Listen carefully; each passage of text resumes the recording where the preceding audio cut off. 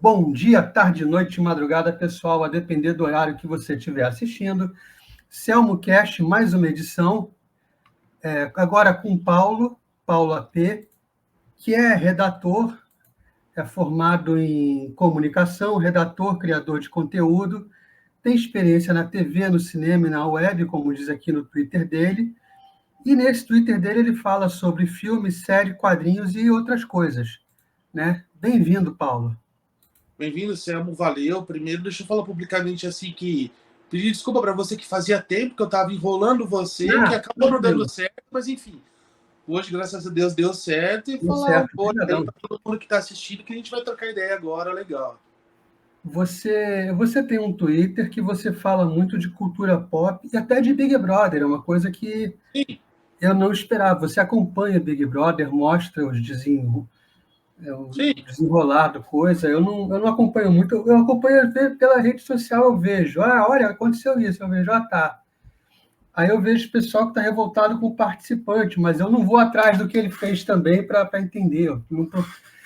Mas eu vejo que você fala um pouco de tudo. Você fala dos filmes, das séries. Sim. O Twitter seria um espaço assim que você exerce um lado mais crítico de cinema, de resenha? É um espaço para você dar uma veia a isso? Basicamente assim. Basicamente, o Twitter eu uso como espaço para falar as coisas que eu gosto. Eu tô desde 2009. Então esse ano vai fazer 15 anos lá. Uhum. Eu tinha parado para pensar. Então, 2024, né? Vai fazer 15 anos que eu tô lá. A arroba é essa que tá aqui embaixo. Paulo AP.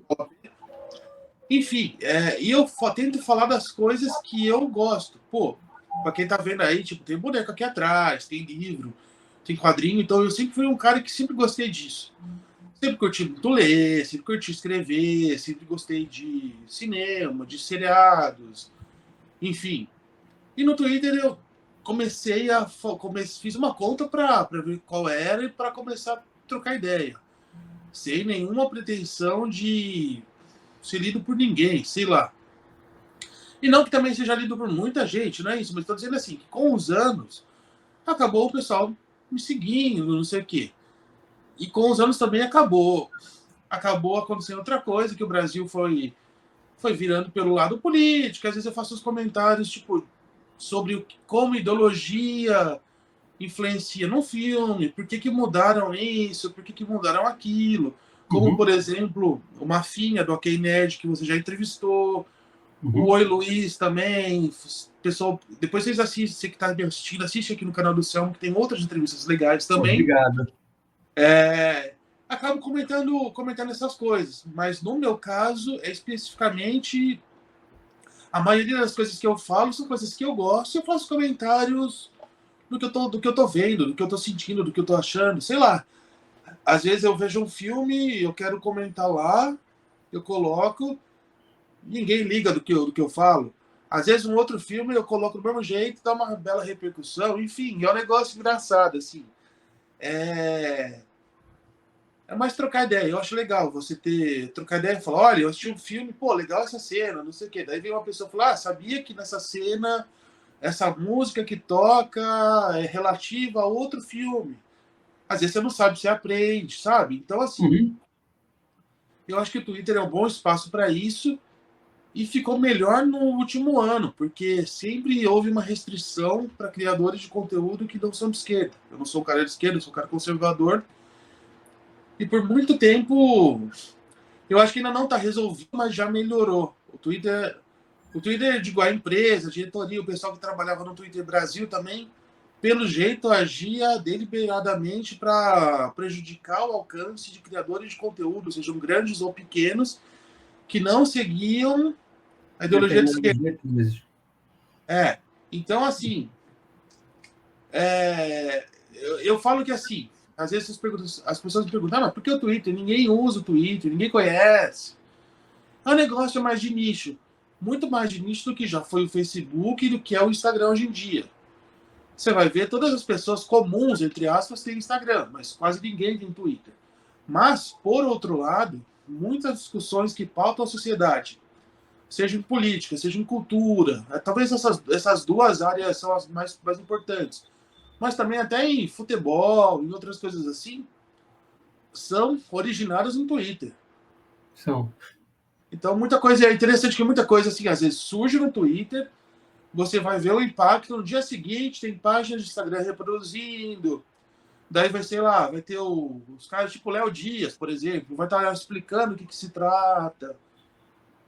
Então, eu gosto do Twitter justamente por essa, sei lá, por esse caráter imediatista, que tipo, tá passando na TV, você tá comentando. Uhum. Legal assim, às vezes, por exemplo, eu sou São Paulino, mas independente do time, você quer assistir o jogo do seu time, daí você vai acompanhando com os perfis que cobrem seu time.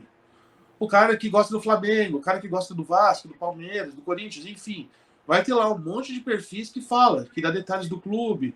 Então você vai assistindo o jogo e vai usando o celular como segunda tela, vendo lá os perfis que falam do São Reações. Paulo, por exemplo. Nessas coisas, o Twitter é bem legal, sabe? Bom, você tá Sim. lá, acho que talvez você concorde comigo em algum ponto. Mas então, assim, o seu perfil ele seria muito mais uma grande mesa de bar para você tratar de filmes e séries, do que uma intenção de fazer uma crítica mais séria, mais profissional desses Sim, filmes. exatamente. Como eu tenho um passado, uma formação em fiz comunicação, depois eu fiz tipo uma especialização em cinema, trabalhei muito em agência, em redação. Então, assim, às vezes, quando eu acho pertinente escrever alguma coisa mais detalhada, por exemplo, vou escrever uma crítica de um filme mais detalhadamente, às vezes eu faço. Ainda mais agora que com o Twitter Premium, X-Premium chama, era o Twitter Blue, que é a função paga do Twitter, agora você consegue ter muito mais espaço para escrever. Uhum. Então, para esse tipo de coisa, por exemplo, quando eu vejo um filme que eu acho muito bom ou muito ruim, eu vi no cinema, às vezes eu acabo escrevendo uma crítica grande. Antes eu não fazia isso, eu só comentava, esse filme é legal porque não sei o quê. Agora, por ter esse recurso de poder escrever mais, às vezes eu faço isso. Normalmente, quando eu vou no cinema, já virou um costume, assim, às vezes eu vou no cinema, eu boto uma foto lá do cartaz, falo, tô entrando aqui para ver, depois eu vou falar o que eu acho. Eu vejo você fazer isso. É, daí as pessoas vão comentando, pô, depois você me fala se é legal ou não, ou esse filme é uma porcaria, ou esse filme é muito bom. E daí, às vezes, eu tento pegar um tempinho e escrever um negócio mais completo, mais detalhado. Mas não é sempre, eu não tenho essa preocupação. Minha preocupação é falar o que eu acho. E assim também, eu não tenho pretensão profissional com isso. Ao longo dos anos, o Twitter acabou me proporcionando oportunidade de emprego, de amizade, de um monte de coisa, mas assim, nunca foi o plano. É trocar ideia. Do mesmo jeito que às vezes, vamos supor, se eu vou assistir um filme, tô sentado com um amigo, tá, sei lá, tá eu, minha esposa, outro casal de amigos, sentado assistindo comigo, eu vou falar, tipo, fazer uma piada. Às vezes é a mesma coisa que eu falaria no Twitter. Uhum. Vê que hoje em dia é meio complicado, às vezes você não pode falar tudo, enfim. Sim, O sim, Brasil é sim. complicado, mas no geral, dizendo assim, porra, que coisa chata, que cara chata desse filme, nesse programa, ninguém aguenta mais, não sei o quê. Sim. Ou olha aí, isso aí aconteceu, sei lá. Nossa, o cara tá mostrando envelope. Acho que depois disso aí vai aparecer no filme, sei lá. Mas É, eu não me prendo em tentar parecer profissional, falar, eu sou um crítico cinematográfico, eu sou um cara que tá ali para falar, eu sei de cinema, eu sei de TV, vocês não. Imagina, eu tô ali para aprender, entendeu? Eu tô ali para trocar ideia. Tanto que assim, na medida do possível, não é sempre que eu tenho tempo, mas quando dá tempo, eu gosto de ficar sentado conversando, respondendo, sabe? Então, sim. por exemplo, outro dia eu passei num sebo aqui perto da minha casa e comprei umas revistas. Você lembra aquela revista Wizard? Lembro, lembro. Circulou no Brasil. Para quem não sabe, a revista Wizard era uma revista que falava sobre novidades do mundo dos quadrinhos. Não era uma revista de histórias em quadrinhos, apesar que tinha algumas, mas era assim, uma revista falando Notícias do mundo dos quadrinhos, sobre bastidores, nos bastidores de filmes filme. relacionados a quadrinhos. Daí eu fui no Sebo, tirei uma foto da capa de revista e botei lá. Falei, olha, achei essas aqui, bons tempos, não sei o quê, tal. Umas revistas de uns 20 anos atrás. Uhum. E daí o seguidor, que é um cara que virou meu amigo, postou lá. Ah, tá vendo essa edição com capa não sei o quê? Vai na seção de cartas. Daí eu fui, tinha uma carta do cara lá. Entendi.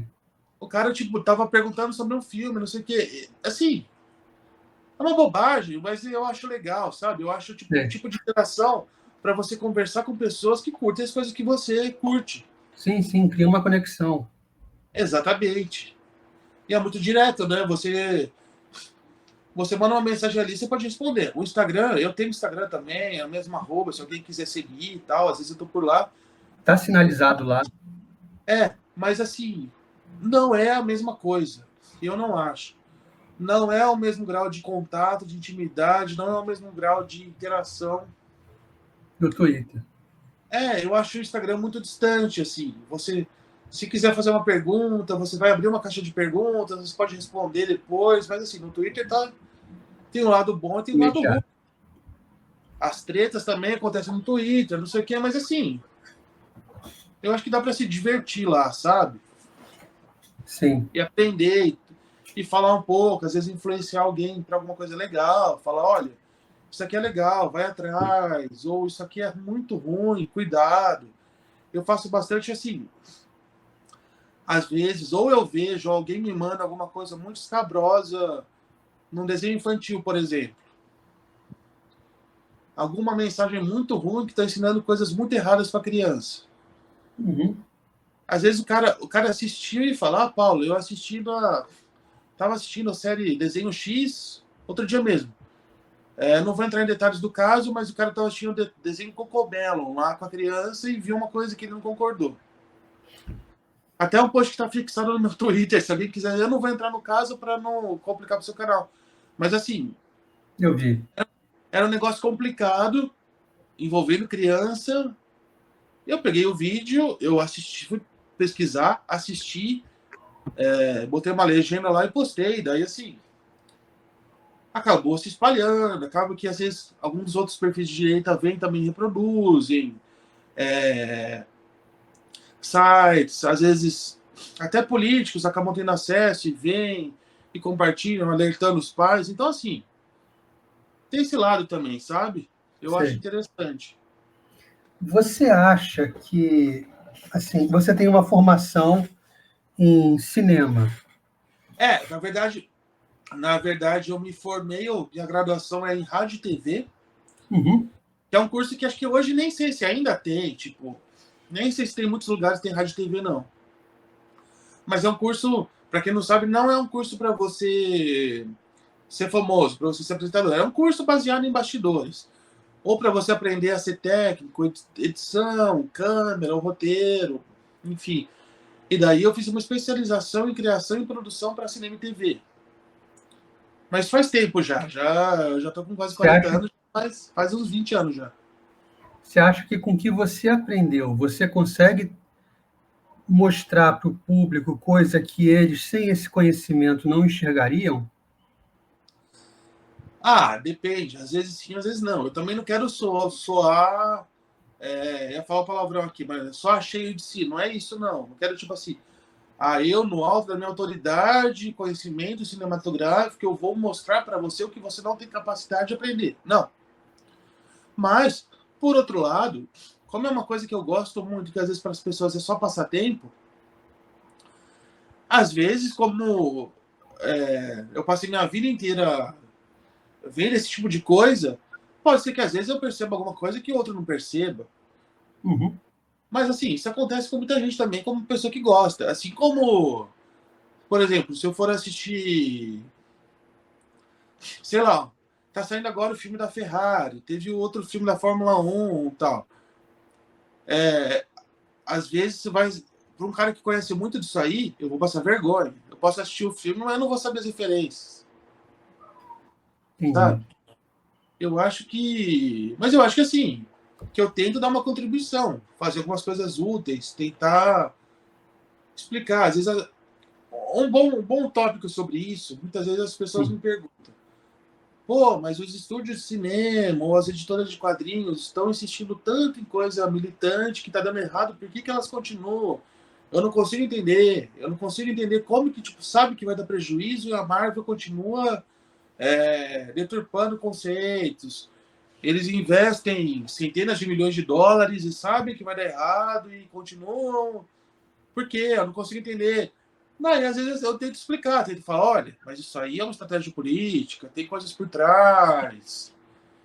Mas nenhum momento é assim, tipo, eu sei, você não sabe, eu vou te ensinar. Não, é trocar ideia. Eu gosto de trocar ideia, assim.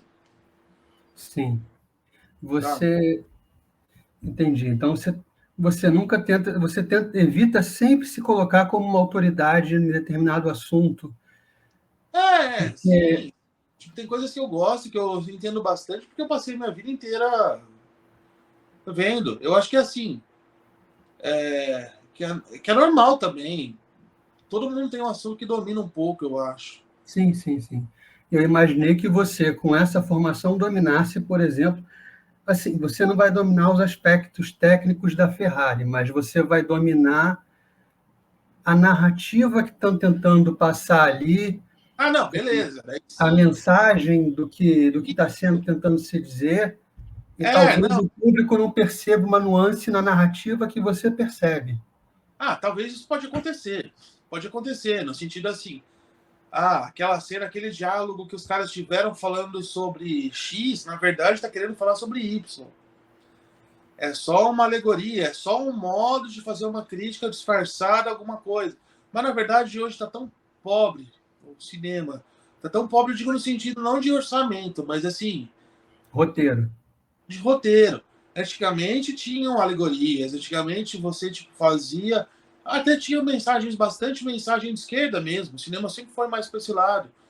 Mas não era uma coisa panfletária, não era uma coisa militante esfregando na sua cara que, tipo, se você não concorda com isso aqui, você é fascista.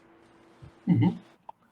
Hoje é, né? Hoje a maioria das coisas é assim, infelizmente. E a gente está vendo o resultado em tudo quanto é estúdio, tudo quanto é empresa tá decaindo, né? Sim. Você você percebe, você também está aqui na sua descrição redator. Então acho que Sim. você tem um olhar crítico nessa parte de redação muito afiado, muito apurado, não?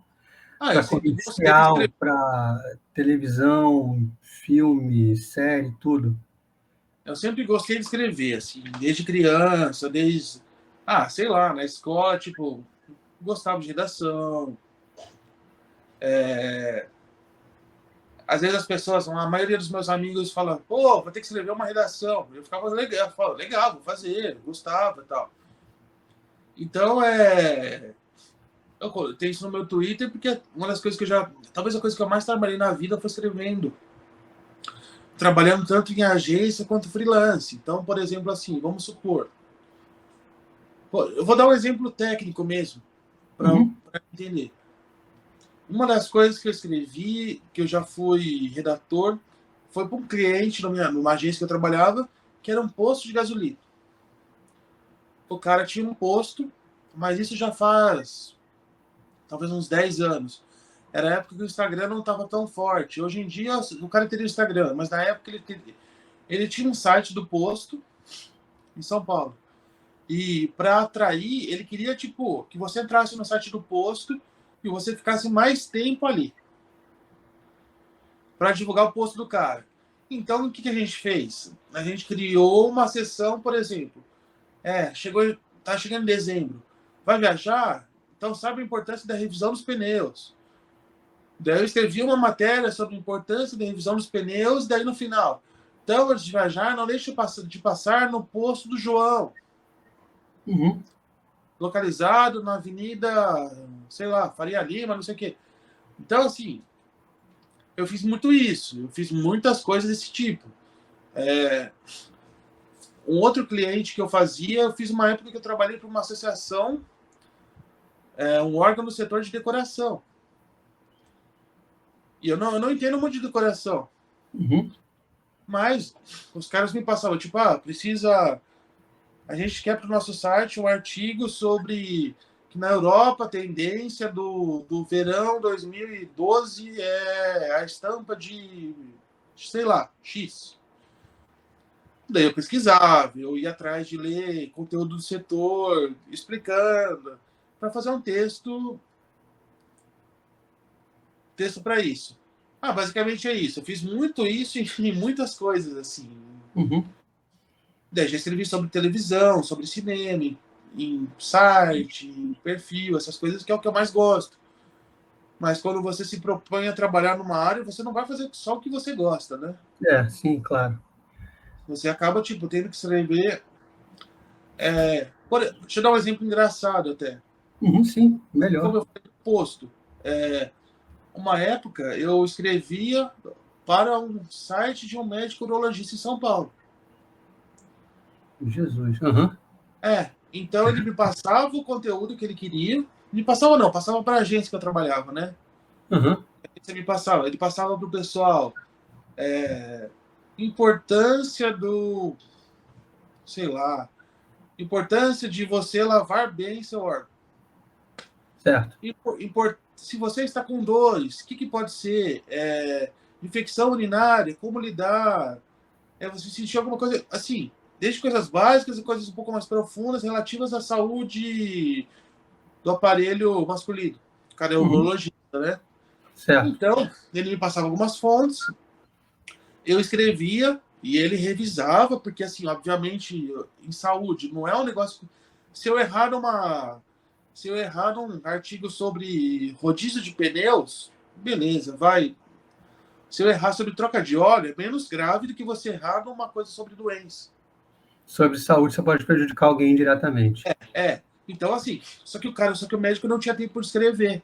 Então ele mandava o material, mandava artigo científico, meu trabalho era compilar esse texto, escrever um texto em cima, e daí ele dava uma revisada e falava, não, tá legal, não, só isso aqui troca, isso aqui não é isso aqui o nome é diferente, enfim. Mas isso é a função de um redator, é uma pessoa que você contrata numa agência ou por Sim, sim, conta sim. própria para escrever. Uhum. E daí existem redatores de outras maneiras também. O cara é redator de um programa de humor, o cara escreve piadas, isso eu nunca fiz. Sim. O cara é redator de notícias de um programa, sei lá, o cara trabalha na Jovem Pan escrevendo o rodapé da tela ali, aquelas notícias que chegam, o cara resume em uma frase para ir para a tela, que fica girando a tela embaixo. Sim, sim, sim. É um redator que vai fazer isso. Mas enfim, isso eu nunca fiz. Eu fiz mais essa parte de trabalhar para clientes em agência, fazer assessoria de comunicação, enfim. Essa experiência te deu. Com essa experiência, você pode me dizer que hoje a propaganda brasileira está mais pobre? A propaganda brasileira está ruim? Sim, eu não sou especialista, eu não vivi assim na profissão uns vários tempos. Quando eu me formei em 2008, então já estava numa decadente. Uhum. Diferente do Luiz, por exemplo, que você já entrevistou, o Luiz pegou os anos 90. Sim. Talvez foi o auge da liberdade de expressão nos comerciais e o auge da conquista de prêmios, prêmio Cannes, prêmio não sei o quê, para propaganda brasileira. Eu não tenho essa experiência. Mas assim, como o cara que acompanha o setor, que gosta, isso eu acho que até para uma pessoa que não é especialista, que não acompanha, dá para perceber. Tipo assim, se eu falar, fala uma propaganda marcante da sua vida, para qualquer um, dificilmente o cara vai falar uma coisa recente. Sim.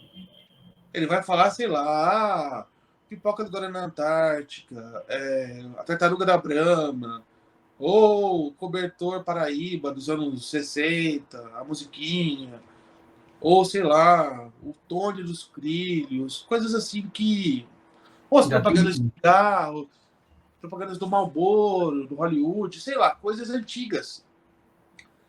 Hoje está tudo muito igual. Se fala tanto de diversidade, se fala tanto, mas na prática, o que você vê é tudo muito igual. É um discurso único, não estou dizendo na propaganda. É um discurso único, é uma linha de pensamento. Você não vê mais jingle, por exemplo. Repara, Selma, você não vê, tipo assim, mais uma música marcante de um programa. Programa não, perdão, de um Uma comercial. propaganda. Uma É, propaganda. Quase não vê. Não tem mais uma musiquinha do programa, do produto que você fica repetindo na sua cabeça. Normalmente a maioria vai ter um funk lá. É propaganda de celular, vai ter um funk. É propaganda de não sei o que, vai ter uma música parecida. Então, assim,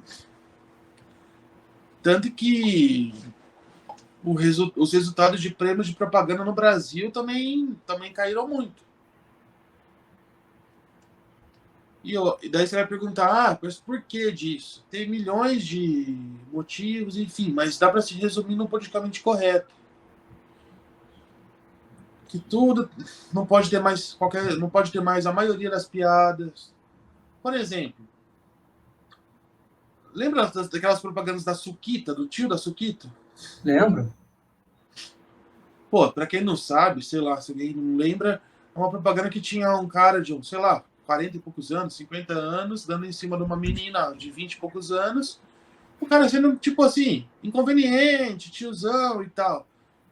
E daí ficou, era do refrigerante da Suquita, e daí fez muito sucesso isso aí e tal.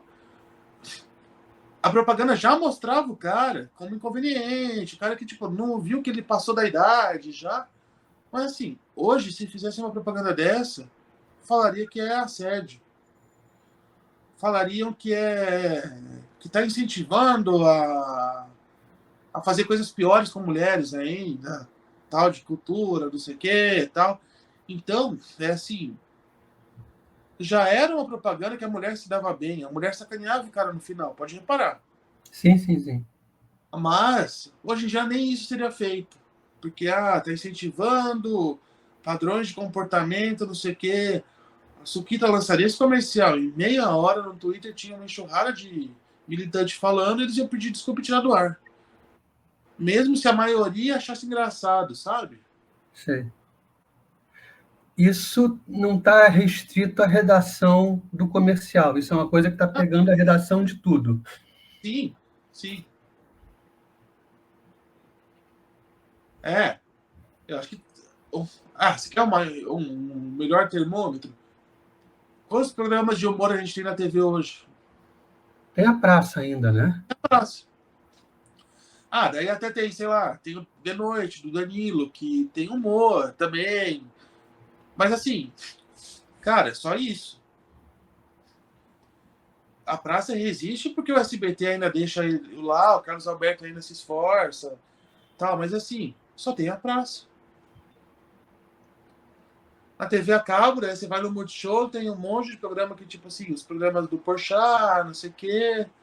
Mas estou dizendo, na TV aberta, humor popular, humor como sempre teve na TV brasileira. Não tem mais. E você pode ver que dá certo. Hoje em dia, mesmo assim, com uma produção que sempre foi barata, que não tem grandes atores, não tem. Estou dizendo assim, investimento, tal, é um cenário só. A praça ainda ganha da Globo. E não é nada espetacular em termos de produção, né? É isso que eu tô dizendo. Tipo, pobre, não como uma crítica, assim, simples, humilde. Uhum. Mas é só texto. É a mesma coisa desde os anos, sei lá, dos anos 50, que o Manuel da Nóbrega começou, a mesma coisa. Tipo, não precisa nem falar sobre isso, todo mundo sabe. É a mesma coisa, o mesmo estilo de piada, continua fazendo o mesmo tipo de brincadeira com tudo e todos, e dá certo. Então, Sim.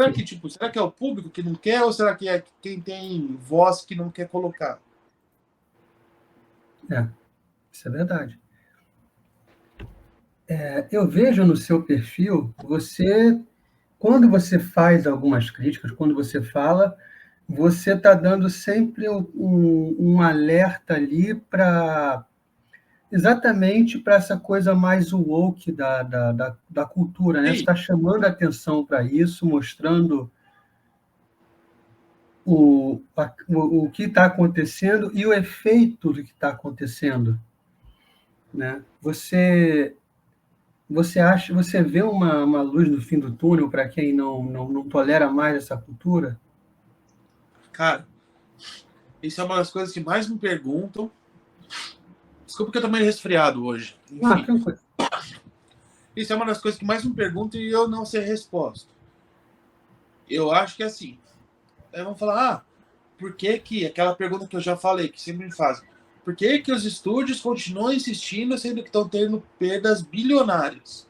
Uhum. Da razão de dezenas de bilhões, às vezes. Porque, felizmente, às vezes é mais que uma estratégia, mais que um negócio cultural, uma estratégia política. Existem fundos de investimentos trilionários, literalmente, que controlam trilhões de dólares, que têm ações em estúdios e que, vamos falar entre aspas, suportam prejuízo. Uhum. Os caras, tipo, estão dispostos a levar prejuízo. O que é perder $1 bilhão para um cara que tem... Um cara não, uma corporação ou um fundo de investimento que tem, tipo, 30 trilhões. Uhum. E isso eu tô falando, tipo, é um exemplo que existe mesmo. Existe. Eu sei. Né? Então, assim, para quem tá ouvindo não sabe. Existem fundos de capital, organizações que lideram, que comandam ações em empresas, que os caras lidam com lucros e orçamentos da porção de trilhões de dólares. Então, assim, compensa para os caras perder bilhões desde que seja passada a mensagem. Então é tipo um investimento, mesmo perdendo dinheiro, é um investimento. E a esquerda sempre soube usar muito isso. Então, assim, eu acho muito complicado o futuro.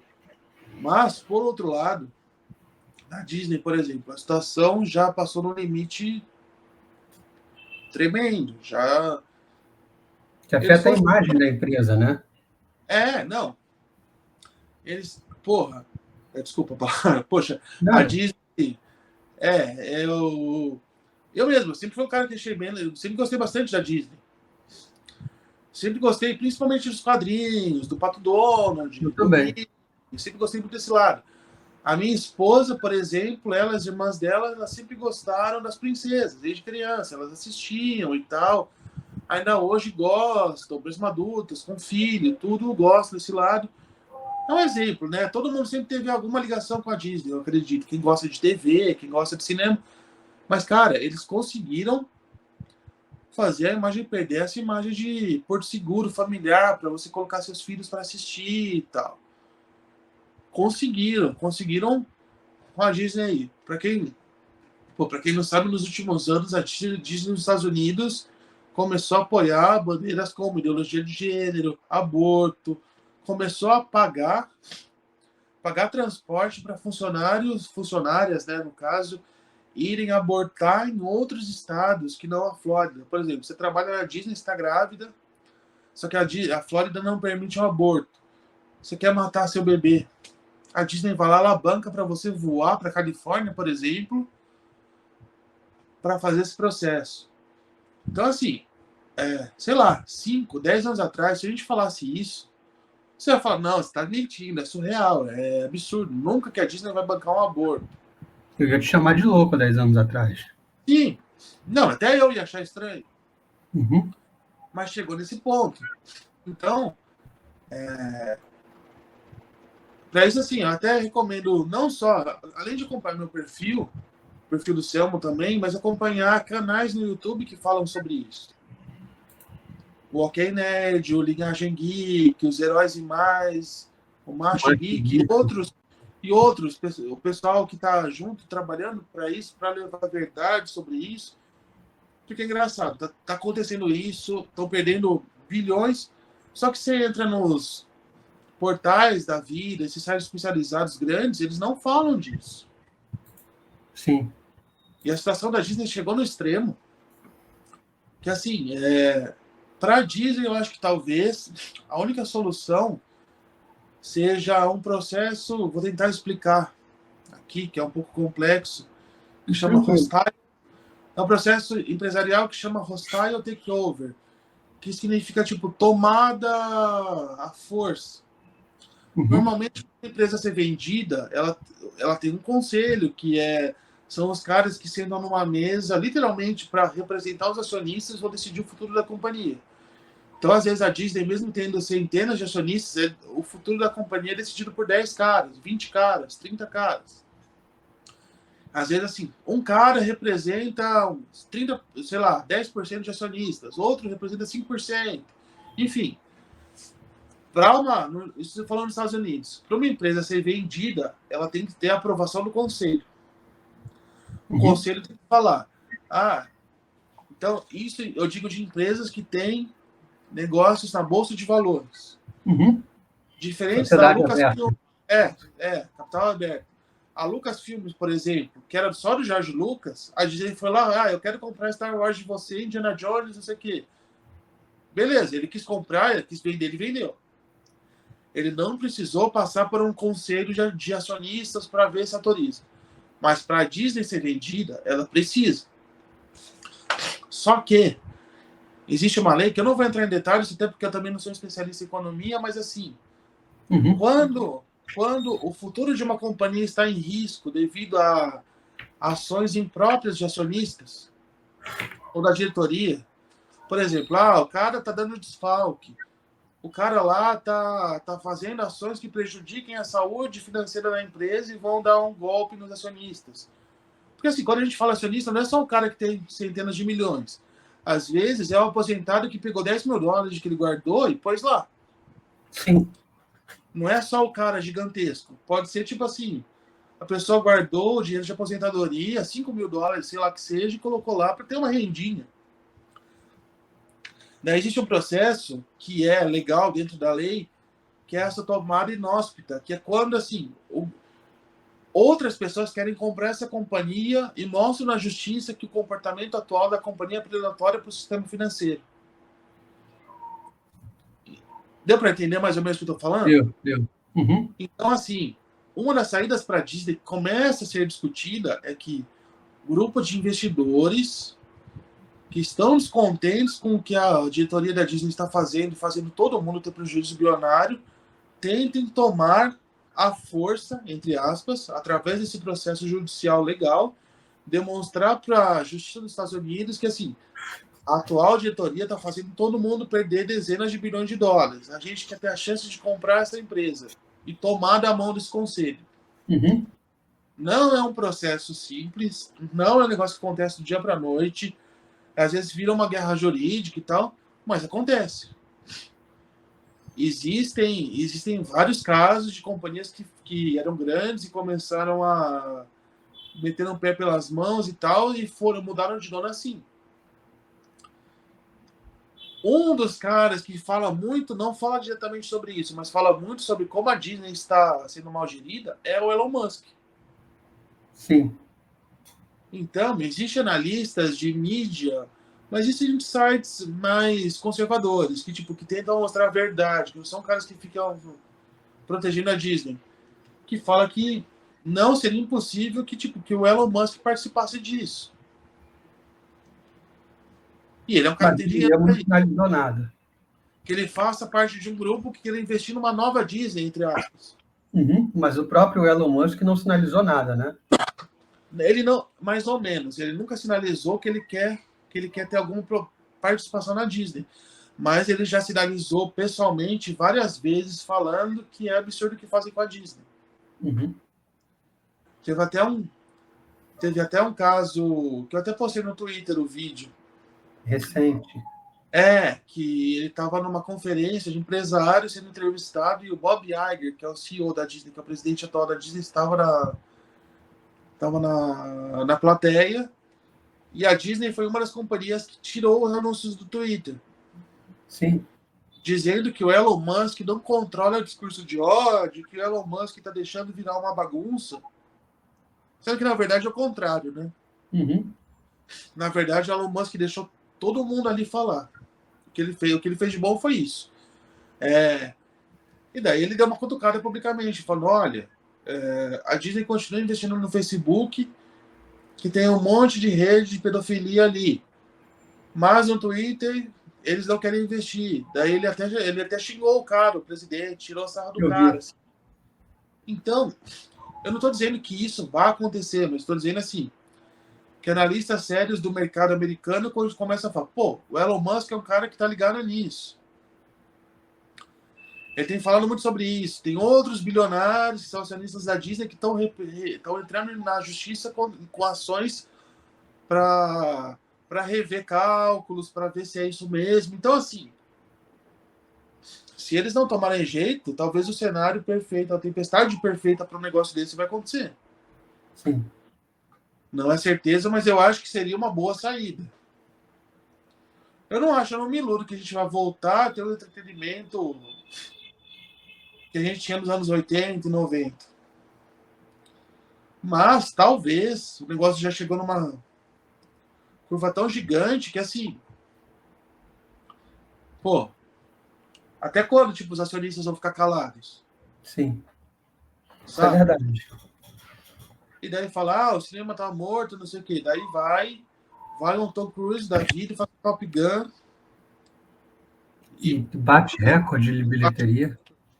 Com uma franquia que até era conhecida, mas nem era uma franquia, era um filme feito há 37 anos. Então, assim. Ou então, tipo, o Sound of Freedom, Som da Liberdade, que foi um filme que, com baixo orçamento, conseguiu, tipo. Não, claro que não pegou 1 bilhão, mas já tinha passado de 300 milhões, tendo custado, sei lá, 15 milhões, uma coisa assim, 20 milhões. Uhum. Então, assim. Eu não sei se a gente vai ter de volta o que a gente tinha antigamente. Mas eu acho que assim, que o pêndulo começou a virar, que o pêndulo começou a se distanciar um pouco tanto do extremismo de esquerda. Tomara. Tomara, porque, pô, e não é questão de, tipo, eu quero que a esquerda não tenha voz. Não, eu quero que todo mundo tenha voz, mas pô, um outro órgão da Disney, que é a ESPN, que tem um canal no Brasil também. Pô, chega a ser insuportável. Você vai assistir tanto na versão americana quanto no Brasil, você vai assistir um jogo de alguma coisa e os caras estão falando de política. Sim. E sempre do mesmo lado.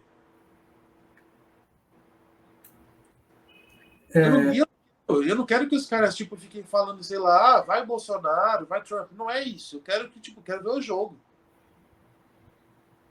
Sabe? Sim, claro. Exatamente. Eu não quero que fique enchendo de conceitos de direita nos filmes. Eu quero que, tipo, que não precisa ficar fazendo politicagem para nenhum lado. Tem uma turma que diz que tudo é política, então você não teria como escapar disso.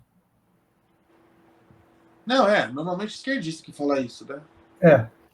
Tem uma turma que parte para essa conclusão. Então, mas aí que tá, isso é um pensamento de esquerda que, tipo, que a lealdade maior deles é ao projeto comunista. A luta. Independente do que for, tudo você tem que encaixar a luta. A direita não pensa assim. A direita pensa que, tipo, o direito de cada indivíduo deve ser respeitado, a liberdade de escolha, a liberdade de opção, a liberdade de qualquer coisa deve ser respeitado.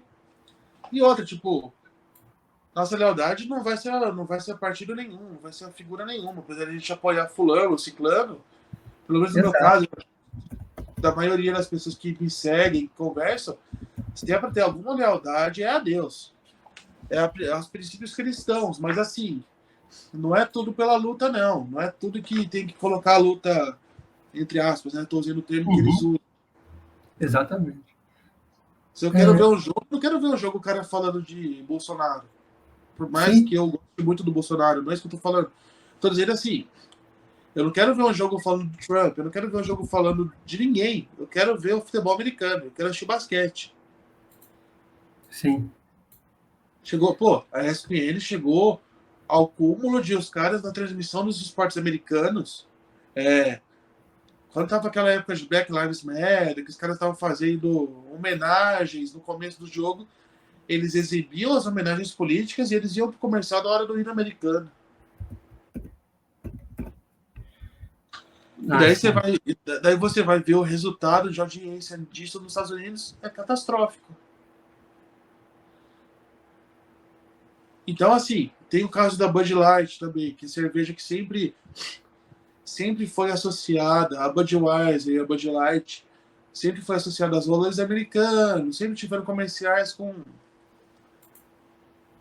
pais de família, comercial com o cara montando um cavalo, com um negócio patriótico, o cara voando um avião, com soldado. Daí, no ano passado, contrataram um influenciador, uma mulher trans, como se chama, enfim, para fazer o comercial dessa cerveja. Tipo, perdeu acho que 5 bilhões de dólares de valor de mercado, porque quis insistir, tipo, colocar uma coisa que não tem nada a ver com aquilo no comercial.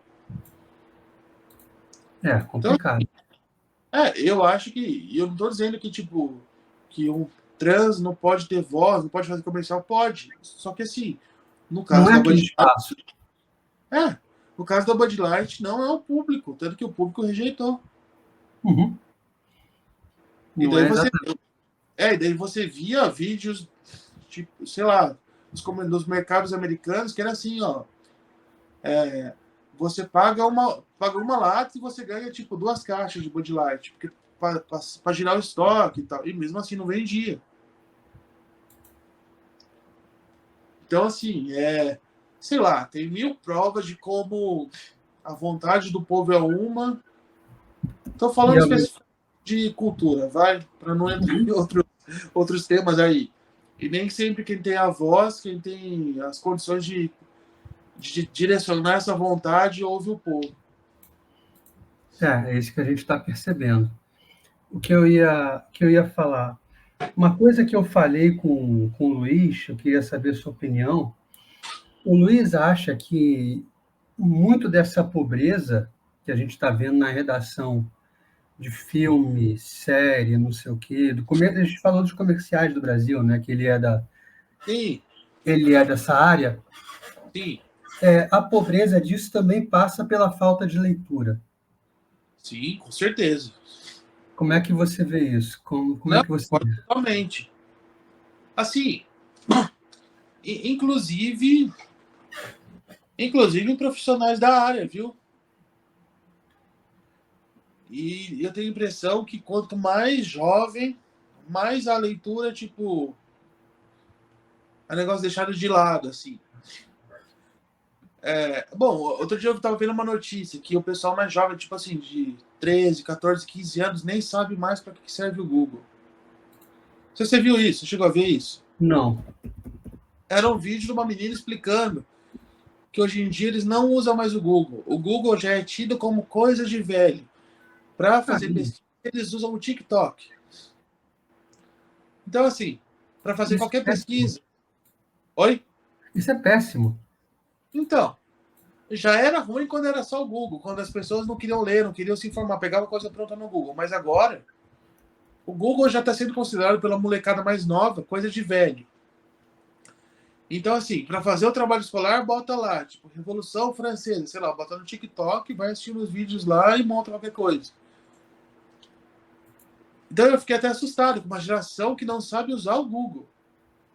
Sim. Então, se um cara que, tipo, nem o Google ele quer usar, que já é uma coisa super fácil, você coloca lá, tem o que você quiser, você acha que um cara desse vai ler? Não, um livro comum não vai. Não, Que- claro que não se pode generalizar. É óbvio que tem gente jovem, bem informada, bem disposta, com boa vontade, é óbvio. Isso não precisa, eu acho que não precisa. Se bem que na internet às vezes você precisa fazer essas ressalvas, né? Mas enfim, eu tô falando no geral. A Mas é um tendência. dado preocupante, de qualquer forma. Não, e até um negócio que eu comentei essa semana passada bastante no Twitter. Eu tô de férias, eu fui pra Uhum. Argentina. Eu já tinha ido pra Argentina outras vezes. A diferença é gritante, a diferença do consumo de cultura do brasileiro e do argentino. O Em que, que sentido? O que é consumido, você fala? não, e até o acesso. O, ta, o tanto de livrarias e bancas de jornal. Tudo bem, beleza. Eu fui na capital, eu fui em Buenos Aires. Uhum. Mas posso comparar com São Paulo, por exemplo. Inclusive é maior que Buenos Aires. o tanto de banca de revista ainda vendendo revista, vendendo livro a preços baratos, o tanto de livraria. E agora eu não vou saber de cor, mas se você pegar os dados de livrarias per capita nos dois países, é gritante a diferença. Os dados de leitura per capita no Brasil e na Argentina é diferente. Isso é uma coisa tradicional de décadas já, não é uma coisa nova, não. Entendi. Então, é só um exemplo que eu estou dando porque é um lugar que eu fui. Mas, assim, existem outros exemplos. Você vai comparar com a Europa, você vai comparar até com os Estados Unidos, é diferente. Mas Pô, você acha que o acesso à leitura nesses lugares financeiramente é melhor? É isso que você está dizendo? também. Apesar que na Argentina está numa crise de dar dó também, né? É, Nos últimos anos todos agora, com o Milei, provavelmente melhore, mas, assim, nos últimos anos a situação foi muito complicada. Mas, mesmo assim, o pessoal continua consumindo livro. uhum. É um negócio cultural. Pô, sei lá, em São Paulo eu não vejo isso. Talvez no Rio seja um pouco diferente, mas você consegue cogitar, tipo assim, de ser comum, de ser um hábito de jovens pegar, sair no sábado à tarde, fica 1 hora vendo livro, depois vai tomar um sorvete, sei lá. Cara, Eu concordo com você, mas eu vejo isso mais como uma questão cultural do que financeira. não não, concordo. Estou dizendo assim, não estou Aqui só no falando, Rio, não. e tem um fenômeno aqui que eu acho que não tem americana, que é o seguinte, eu já falei aqui no canal. Aqui no Rio, você anda e o cara está vendendo livro no chão. No Sim, chão. Uma porrada de livro no chão, para você olhar e escolher, eu quero esse aqui. A gente tem Poderoso Chefão, tem o Xangô de Baker Street, tudo ali. Não é nem seco, é no meio da rua, assim. e barato. E barato. O cara falou uma vez para mim, Botafogo, bem-vindo ao meu espaço cultural. Então, eu acho que financeiramente o pessoal tem acesso, talvez não tenha prioridade na vida É, dele. é lógico que assim, que a gente está num país que ainda, tipo, tem gente que não tem saneamento básico. Óbvio que não é todo mundo que tem acesso financeiramente, mas assim, tem muita gente que tem acesso. Sim, Tem muita gente que prefere comprar um celular do que prefere, tipo, gasta R$ 5.000 no celular do que gastar R$ 20 no livro. sim, E outra, biblioteca pública. Biblioteca pública, tipo, não é toda cidade que existe, mas as cidades médias para grandes têm bibliotecas públicas, normalmente tem, que são gratuitas e que, tipo assim, é difícil alguém ir. Não é todo mundo que vai, sim. sabe? Aqui Às vezes, tem o assim, Real Gabinete de Leitura português, né? Que sim. é um marco aqui do Rio. Então, mas você vê que, tipo assim, o que você acha que vai ter mais jovem? Se, sei lá, tiver um youtuber fazendo um encontro no shopping ou tiver sei lá, na Sim, biblioteca normalmente. exato. Isso é um problema ainda que a gente tem que pensar. Sim, mas não é só financeiro, não, é realmente o hábito. Exato. Pô, um exemplo. Dois fatores, duas coisas que eu vi lá na Argentina bastante. Eu já tinha reparado isso em outras vezes que eu fui para lá. Acontece um fato importante para o país. Em, sei lá, um mês, tem livros de todos os ângulos sobre isso. Por Uhum. exemplo, o Milei virou presidente. Tem um monte de livros sobre ele. Tem um monte de livros falando mal, tem alguns livros falando bem, tem o livro dele. A Argentina ganhou a Copa faz 1 ano e pouco. Em poucos meses, tipo, as bancas estão cheias de livro contando a trajetória da Copa, contando a história só do Messi, contando não sei o que, só do goleiro. Sabe? E Você tem a uma gente não cultura tem mercado, literária muito forte. a gente não tem essa tradição aqui. Eu não sabia que lá era assim, mas é uma cultura literária bem mais forte, né? Bem mais forte.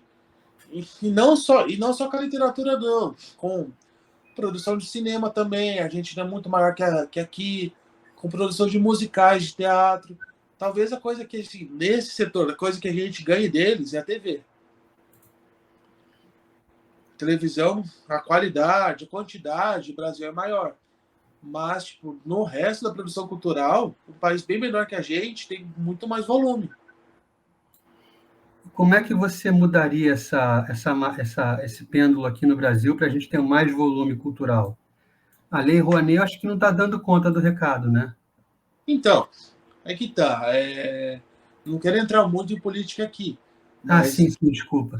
não, mas tudo bem. Mas assim, eu digo a abordagem atual da Lei Rouanet, que um cara, tipo, um cantor sertanejo, um ator da Globo, pode captar 20 milhões de reais para fazer uma turnê, e um cara que tem um projeto de leitura pequeno, numa cidade pequena no interior, muitas vezes não consegue, eu não acho ideal.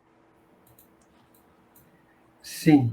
Até teve umas mudanças com o Bolsonaro, que restringiu isso, restringiu o volume e aumentou a quantidade. Por exemplo, vamos dar um exemplo. O cara, uma associação numa cidade pequena, tem uma creche, ou então assim, a gente tem uma PAI na cidade pequena.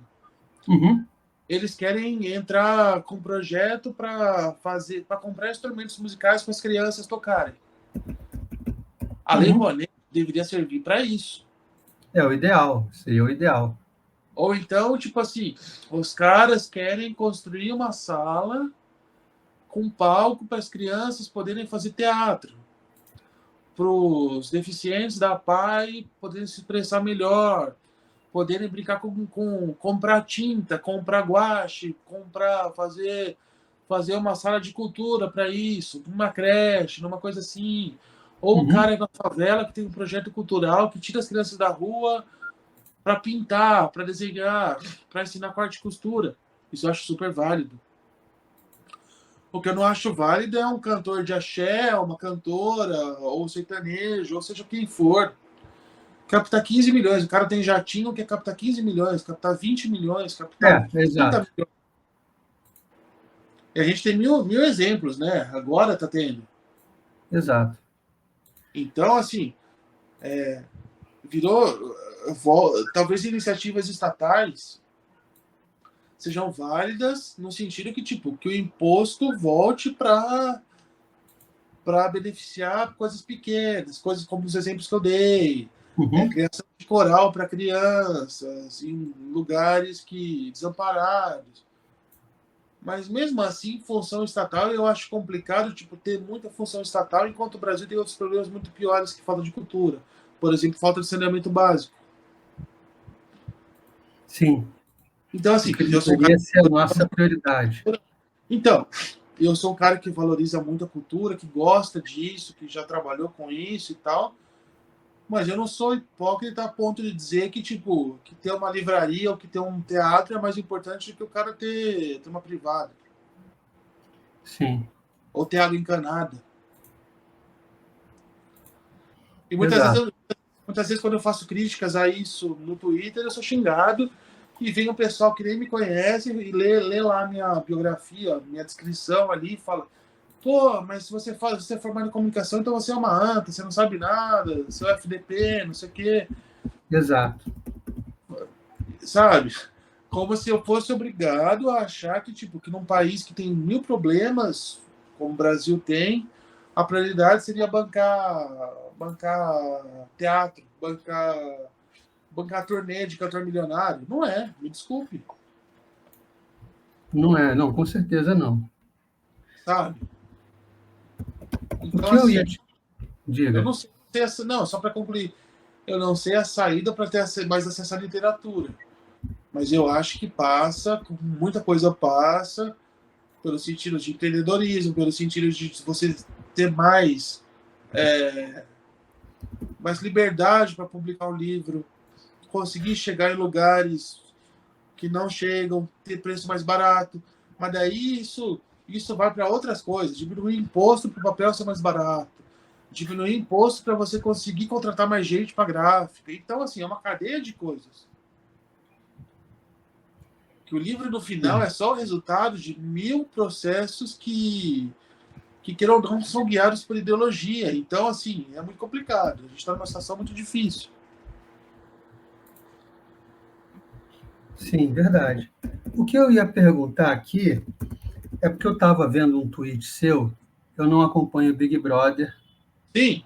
mas você fala que o Big Brother, de uns tempos para cá, ele virou meio que uma guerra cultural, né? O Big Brother virou assim, como é que eu vou dizer?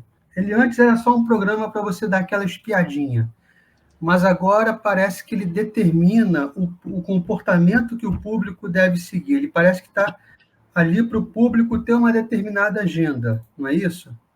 Então, nunca foi um. Primeiro eu vou falar por que um cara de direita assiste Big Brother, por que um cara de direita comenta Big Brother. Sim, Isso é uma das coisas que mais me cobram no Twitter. eu imagino. Mas assim, eu não acho que é contradição. Primeiro que, tipo, eu até falei, eu tenho essa formação de comunicação, eu sempre gostei muito de TV, eu já trabalhei escrevendo sobre TV, escrevendo notícia, não sei o quê. Então, eu realmente gosto de TV, eu gosto de TV ao vivo, eu gosto de acompanhar, eu gosto de programa de competição, enfim, tem essa parte. E a outra, é um fenômeno cultural tão gigante. Só a esquerda vai falar disso? Sim. A gente não pode ter a nossa visão sobre isso? A gente, eu digo como, sei lá, os caras de direita. É... Então, eu acho assim, que é um negócio que para o Brasil, eu não tenho o direito de dar a minha opinião, sabe? Às vezes um Uhum. ou outro fica bravo. Mas também tem vários. Não, milhões não, né? Tipo assim, tem muitos, eu ia dizer, muitos casos de pessoas que às vezes começam a me seguir por causa do Big Brother, das piadinhas que eu faço. Acontecia isso muito, acontecia mais antes, quando assim, quando a política não estava tão espalhada por tudo. Assim, o cara começava a me seguir por causa de Big Brother, e daí falou, pô, sei lá, eu não sabia nada de política, vi os comentários seus, fui me interessando e comecei a dizer, agora eu gosto do que você fala de política também. Uhum. Então, assim, eu acho que houve, assim, eu acho que houve uma mudança. Até outro dia não, até alguns anos, sei lá, uns 4, 5 anos, o Big Brother de vez em quando tinha esse conteúdo político. Tanto que, pô, um dos caras que ganhou o Big Brother foi o Jean Willis, que depois virou um dos principais políticos de esquerda, blá blá blá. Mas não era sempre. Mas nos últimos anos, principalmente depois que o Thiago Leifert saiu, o Thiago Leifert é um cara que não é de esquerda, é um cara Sim, que, inclusive, tipo, muito criticado por boa parte dos militantes. por algumas declarações eu lembro. Então, ele é um cara que tem, com ele, o Bial tentava dar um lado mais filosófico pro programa, assim. O Thiago Leifert tentava dar um lado mais de competição, de game show. Mas Uhum. nos últimos 2, 3 anos mudou isso e tal. Agora o Tadeu Schmidt é um jornalista que se preocupa muito com as pautas sociais, não sei o quê, não vou entrar em detalhes, mas enfim. E o programa está cada vez mais focado nisso. E também teve ascensão de perfis comandados pela agência, que tanto se falou nos últimos tempos aí, Uhum. a Mind, que, como a Choquei, por exemplo, e outros, que meio que determinam o rumo do programa, determinam o rumo do engajamento com o programa. É assim, Uhum. tipo, eles elegem pessoas, logo no começo, eles elegem pessoas, figuras lá que eles gostam e que eles não gostam. Então, se o cara que eles gostam faz uma coisa ruim, eles postam como piada. Se o cara que eles não gostam faz uma coisa que eles acham questionável, eles massacram a pessoa. Sim, E isso está não é um sendo perfil, bem. não é um perfil, isso são tipo dezenas de perfil com milhões de seguidores. Eu já vi isso. Então, assim, às vezes até acontece de pessoas conseguirem ganhar o programa sem esse pessoal apoiando. Nos Mas está últimos ficando cada vez mais raro. Então, nos últimos 2 anos aconteceu isso. Ah, E foi tá. uma médica que chama Amanda o ano passado e aquele ator chamado Arthur Aguiar no ano retrasado. O Arthur Uhum. Aguiar era um cara que, um galã, fez algumas novelas e tal. Ele conseguiu ganhar o programa. Só que ele mesmo, eu vi uma reportagem dele falando que ele não foi chamado mais para nada da Globo, ele não faz publicidade nenhuma. sendo que ele ganhou um puta fã-clube do programa. Então, assim, mesmo o cara ganhando um programa, com o apoio do público, o público adorando ele, as senhoras gostando muito dele, como se ele fosse um filho, não sei o quê, o cara não estrela campanhas. E é engraçado, porque assim, e não é um Zé Mané, apesar de eu não, tipo, não sou fã do cara nem nada, mas assim, o cara foi galã de novela, o cara fala bem, o cara sabe se expressar, o cara é ator. Uhum. E o cara ganhou o Big Brother. Então, seria natural que um cara desses fosse chamado para fazer um monte de publicidade. Só que como esses perfis não gostavam do cara, então ele fica tipo, não digo no ostracismo porque ele ainda tem milhões de seguidores e tal, mas ele não ganha destaque. Ele não é chamado para ir no Faustão, que não existe mais, mas sei lá, para ir no programa do Luciano Huck, da Tata Werneck, ele não vai no Multishow comentar o Big Brother, mesmo sendo o cara que ganhou isso. Então, dá para entender o que eu estou dizendo, né? Que assim, Sim. existem.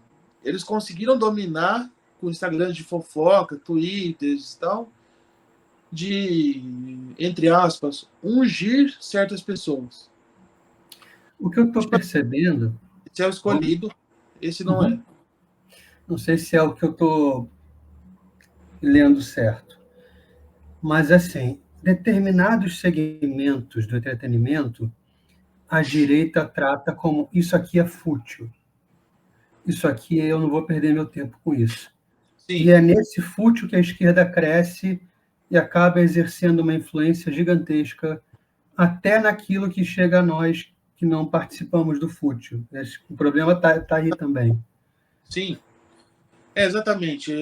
Se você conseguiu resumir o que eu acho. Porque, pô, eu não estou dizendo que todo mundo precisa se engajar no Big Brother. Uhum. Que todo mundo precisa se engajar na novela ou no futebol. Mas não tem como negar que isso aí influencia, sei lá, talvez centenas de milhões no Brasil. Sei lá, mas a gente tem 200 milhões de habitantes, pelo menos metade é impactada com isso, até mais, eu acho. Por uma novela, por um Big Brother e tal. Então, muitas vezes o pessoal vem reclamar comigo e fala: pô, para de falar essa porcaria, não sei o quê, você não vai mudar nada. Olha, eu acho, na minha opinião, cada um tem que fazer a sua parte. Sim. E não é tipo, o Selma precisa falar do Big Brother, fulano precisa ficar falando, não é isso. Mas todo mundo fechar o olho e achar que se você fechar o olho o efeito disso vai sumir, me desculpa, não vai. Foi aí que a Mind cresceu. Foi aí que a Mind cresceu e antes da Mind, tipo, foi aí que a esquerda dominou a cultura toda. Claro que, tipo, óbvio que é importantíssimo esse lado mais erudito das coisas. A alta Óbvio que cultura que o Olavo fala. exatamente. Tipo, pô, eu gosto muito do Olavo, foi bem importante na minha vida. Como, digo assim, de ler as coisas dele, de entender as coisas. Uhum. Mas ele é uma das coisas mesmo que ele falava publicamente que se você quer mudar um país, você começa mudando a cultura. Sim. Escrevendo livros, escrevendo peças de teatro, escrevendo música, escrevendo novela, escrevendo. Ele não fala sobre reality show, mas assim, é o que tem agora, entendeu? Uhum. Pô, quer mais exemplo o quê? Cara, eu não sei, desde quando você está no Twitter, Selma? Eu devo estar desde 2015, talvez um pouco antes. Tá. Um pouco antes, quando o Bolsonaro Esteroidismo. começou, quando o Bolsonaro começou a aparecer no Super Pop, eu lembro bem, eu já assistia o Super Pop, porque eu gostava de ver essas porcarias mesmo, assim, eu dava risada. Uhum. E ele começou aí, e eu, tipo, não conhecia ele, nem nada, eu falava, pô, concordava com esse cara, não sei o quê, eu começava a postar. Daí vinha um monte de gente falando, pô, você fica falando de rede TV, ninguém assiste essa porra, não vai dar em nada, não vai dar em nada. Já deu um fruto. Então, assim, é o exemplo mais prático, novamente, não, tipo, focando em política, mas, assim, é um exemplo prático de Sim, como, sim. de como a TV ou a internet, tipo, como a cultura consegue mudar as coisas. A cultura muda a política. Muda a política e muda a sociedade. Você normaliza coisas que não devem ser normalizadas, ou você, tipo, do lado bom, você mostra coisas que devem ser normalizadas, que devem ser, sei lá, ou ensinadas, ou. Embora eu não acho que cultura tenha a função de educar, eu acho que quem tem função de educar é pai e mãe, com seus valores e tal. Mas assim, Mas a cultura reforça o que os seus pais te dão. ou o que não dão, Uhum. né?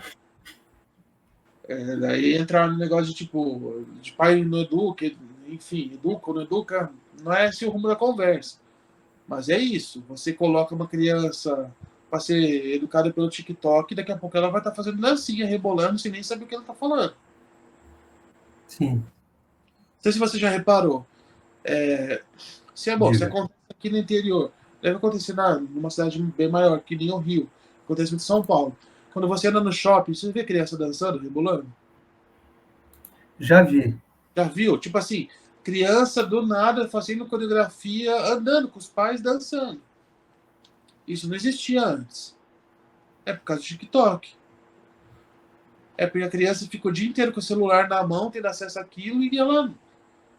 Coitada, a criança não tem discernimento de achar que, tipo, que é certo ou errado. Ela não entende. É o que tem pra Não. ela, é o que foi colocado pra ela, ela acha legal.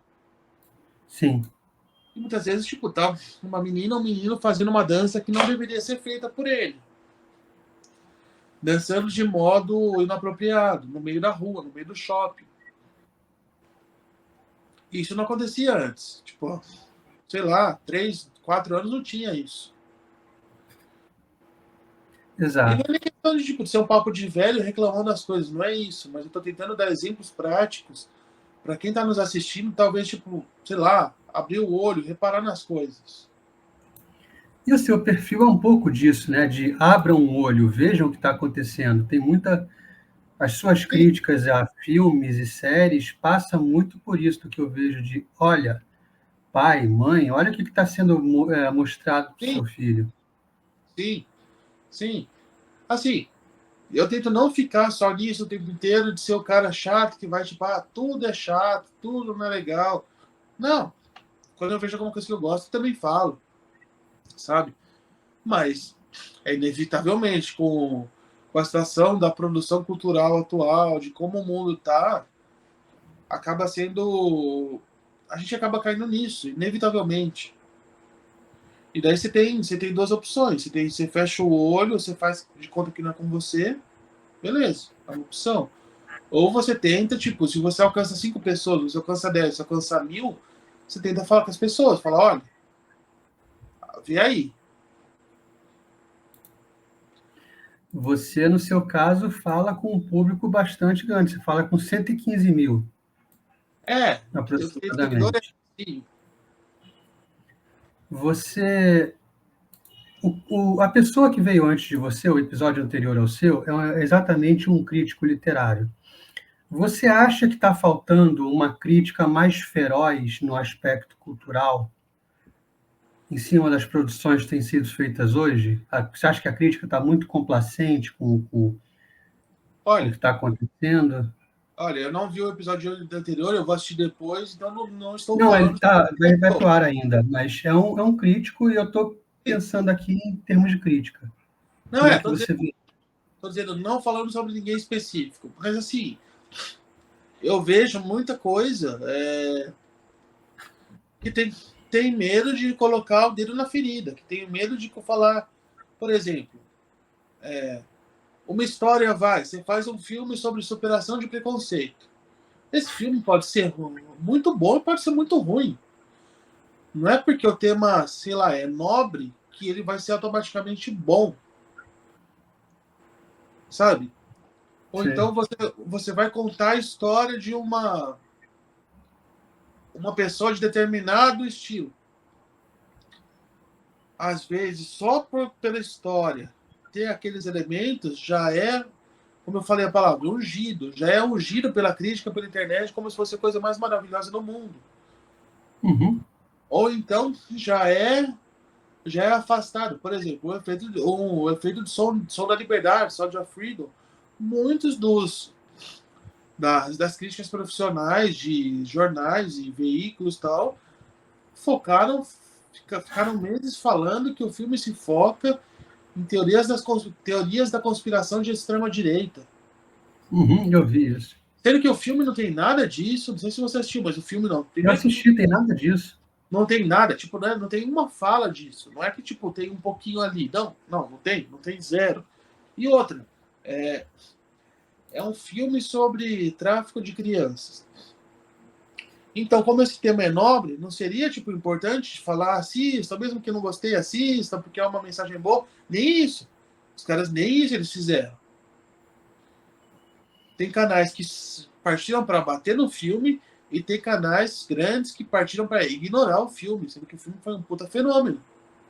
Foi. E de novo, Samu, para mim eu acho um negócio surreal, que você tem um fenômeno de conscientização sobre pedofilia, contra o tráfico infantil, e ou você parte para ataque ou você ignora isso aí. Eu acho muito estranho. Mas enfim, eu acho que falta, assim. E é engraçado que, tipo, acaba esse tipo de crítica mais feroz, mais justa, mais específica, acaba surgindo de talvez pessoas comuns ou fãs dos veículos na internet. Uhum. Na internet. Exato. Então, os profissionais ficam num pedestal que eles não. Eles escolhem do que eles vão falar, eles escolhem que eles vão destruir, que eles não vão. Exato. Eles vão poupar. E. Isso é não então assim, muita coisa não. Pô, um outro exemplo. Sim. Uma série que eu tô na primeira temporada, tô um pouco atrasado, mas que eu tô gostando bastante, não sei se você assistiu, é aquela série Reacher, que é do Prime. Mas todo mundo fala bem. Essa é uma série, tipo, são livros de ação, que o cara é um ex-militar que investiga as coisas, resolve na bala e tal. E o cara vai, na primeira temporada, o cara vai resolver um mistério numa cidadezinha lá, enfim. E essa série é uma das mais assistidas do Prime Video. É muito elogiada por muita gente na internet, mas assim, não tem o menor destaque em sites, em canais e tal. Os caras fingem que não existem. Por quê? Porque é uma série patriótica, que o cara é um herói que resolve as coisas na bala, que tipo, que bandido ele bate, não tem essa de o cara é um ex-militar. É um herói com valores americanos clássicos, assim. Entendi. Então o negócio desse, mesmo sendo um sucesso, é ignorado. Uma crítica, uma crítica problemática. Um outro exemplo excelente disso, The Chosen. The Chosen é uma série que conta a vida de Jesus, não é numa ótica mais moderna, são as histórias da Bíblia, mas assim, a produção é um pouco mais dinâmica, a edição é um pouco mais moderna, mas não é uma história atualizada. É baseado em um dos evangelhos, né? Sim. São baseados na Bíblia mesmo. É um puta fenômeno, é um grande sucesso e é ignorado. Assim, você não vê os omeletes da vida falando sobre, você não vê. Eu já vi falar em Omelete. O Omelete. Então, assim, recentemente até o criador da série veio para o Brasil, teve a estreia de uma das temporadas no cinema, e assim, ninguém fala.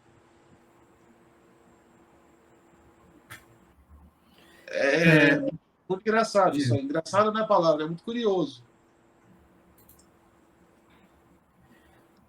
O que eu ia te perguntar, outra coisa que eu vou te perguntar é o seguinte.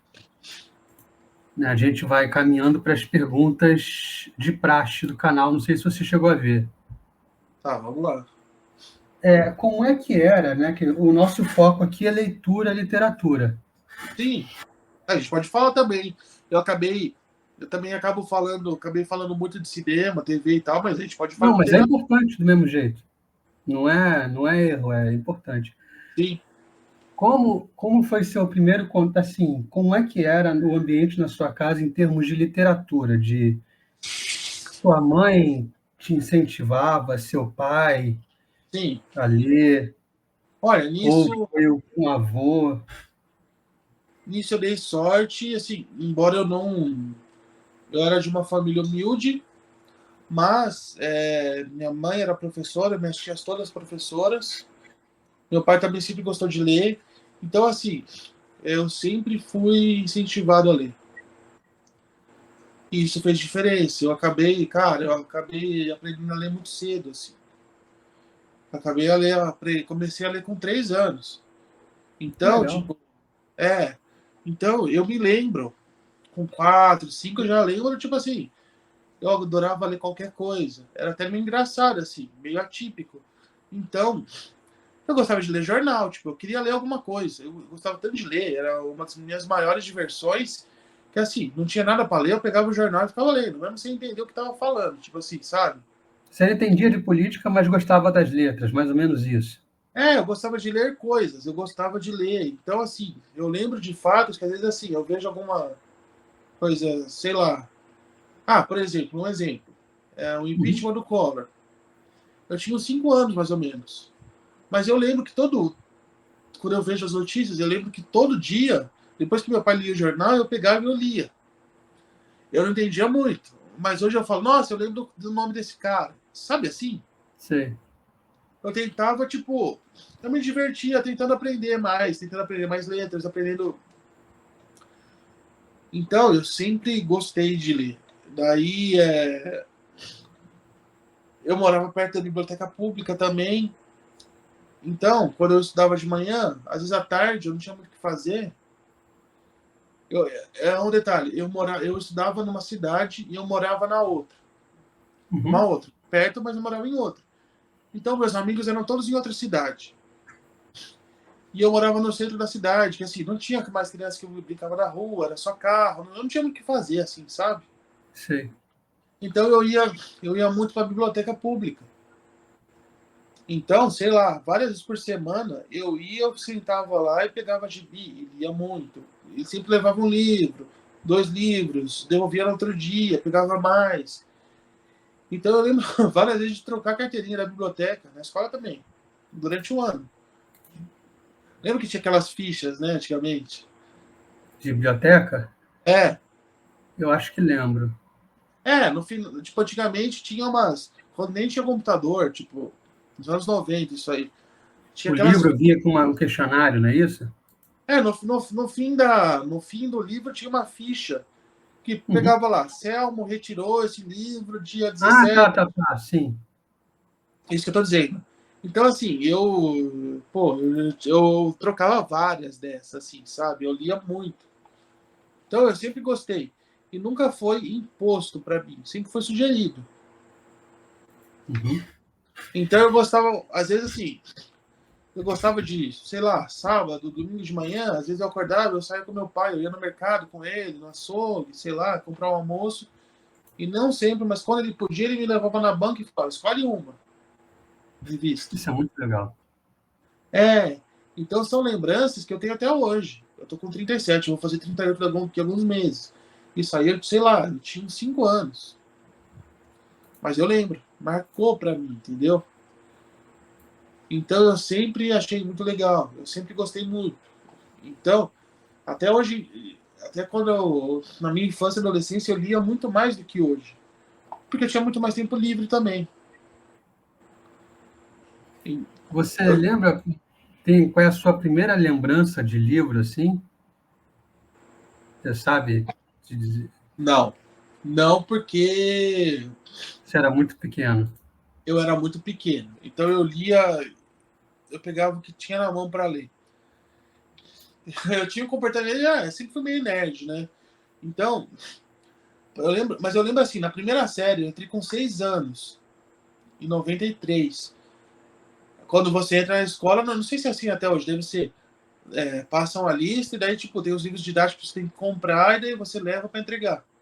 Sim, sim, sim. Você compra os livros, daí, tipo, sei lá, no primeiro dia, sua mãe leva na escola e deixa lá que a professora vai apresentar esse livro, né? Pô, eu lembro que com a minha cidade aí, minha mãe comprou os livros da minha primeira série, os livros de história, didáticos, assim, que você vai Uhum. lendo ao longo do ano. Antes de dar o livro para a escola, entregar, eu li todos. Eu li os caras assim. Porque eu gostava, eu achava legal. Uhum. Então, assim, nunca foi um negócio, nunca foi um negócio que eu tive que fazer esforço para ler. Pelo contrário, eu sempre me diverti, Sempre foi mas assim, prazeroso, até pelos exemplos em casa. é, óbvio que eu sei que isso aí é fora do padrão, que não é Esse comum. é a Inclusive, exceção da exceção. é exceção, sim.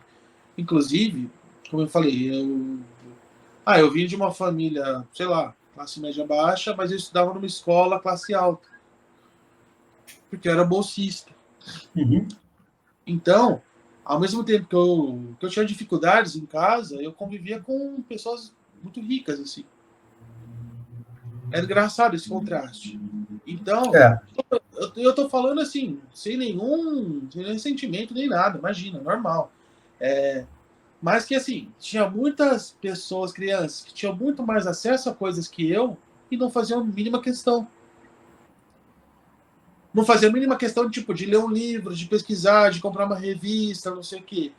Eu não tinha tanto acesso, mas eu ia atrás, eu juntava um dinheirinho, ou eu ia na biblioteca para ler depois, sabe? sei, Então as pessoas que tinha muito amigo meu que tinha acesso e que, tipo assim, eu não gosto de ler, não tô nem aí, sabe? sei como é que é. Então. E isso me marcou. Por isso que eu falo, que eu mencionei as bibliotecas, porque para mim foram um negócio fundamental na minha formação cultural. Porque eu morava no centro da minha cidade, eu morava numa cidade chamada Santa Bárbara do Oeste, que é aqui ao lado de Americana, onde eu moro hoje. Já ouvi falar. É, é uma cidade média, tem uns 200 mil habitantes, assim, mais ou menos. É uma cidadezinha pequena, mas é uma cidade pequena se comparar com o Rio, com São Paulo, né? E eu morava perto da biblioteca, e naquela época, sei lá, 90 e pouquinho, ainda, tipo, era muito mais seguro que hoje. Então, assim, eu conseguia, tipo, sozinho, minha mãe me deixava, eu ia até a biblioteca e ficar lá, sentado, lendo e tal. Então, isso Você, era uma diversão, tipo, barata, do custo zero, porque assim, você não precisava pagar, não era uma livraria que você ia comprar, você ia emprestar lá e tal, desde que você devolvesse normal, né? Tipo, custo zero. sim, sim, sim. Então, eu sempre gostei disso.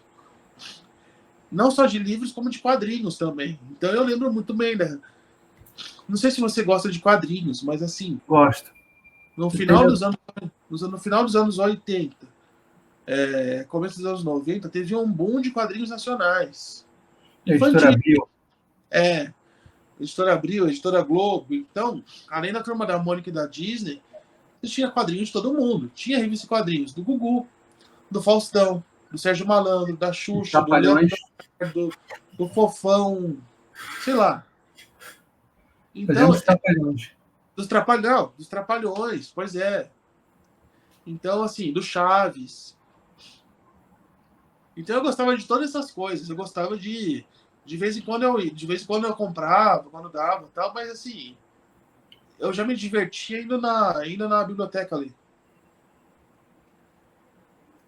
Então, É, assim, eu acho, mas eu sei que é exceção. Eu sei que não é todo mundo que tem, independente de aham. condição financeira, que não tem esse estímulo, que não tem essa vontade. Às vezes a pessoa pode ter o estímulo, mas pode não ter a vontade, não gostar Sim, também, né? exato. Você lembra de alguma obra que te marcou?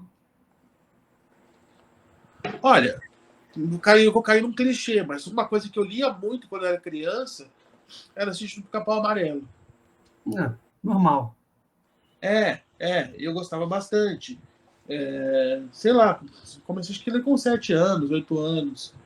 Então eu li quase todos, assim. Porque na época eu não conseguia achar todos. Não tinha todos. Sei lá, na biblioteca da escola e eu não tinha todos. Mas assim, o que eu consegui ler naquela época, eu lia todos. É engraçado. É que eu não vou estar na casa da minha mãe, eu não vou conseguir achar para mostrar isso aqui. Mas assim, eu tenho uma irmã, e eu tenho uma irmã, ela tem 3 anos a menos que eu, né? Uhum. Então, tem algumas fotos do batizado da minha irmã, eu devia estar com uns 3 e pouquinho. Isso em 89. Que eu tô na igreja com os meus pais, com umas revistas na mão, assim, com os quadrinhos. Uhum. Porque, tipo, eu vivia com isso na mão. E era o jeito de, tipo, deixar eu quieto, assim, sabe? Então, até, tipo, no dia do batizado, acho que, sei lá, eu devo ter dado trabalho e peguei e levei, assim. Daí você vê as fotos, eu tô com os quadrinhos na mão. Então, eu Sim, sempre gostei disso aí. eu Assim, tenho fotos assim. é.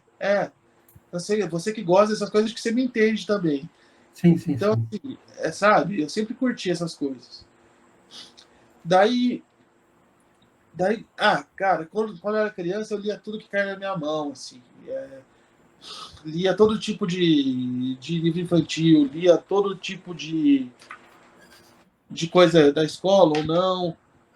Uma coisa que depois, quando eu tinha uns 10 anos, eu comecei a ler, que eu gostei bastante, foi aquela série de livros do João Carlos Marinho, da Turma do Gordo. Você sabe do que se trata?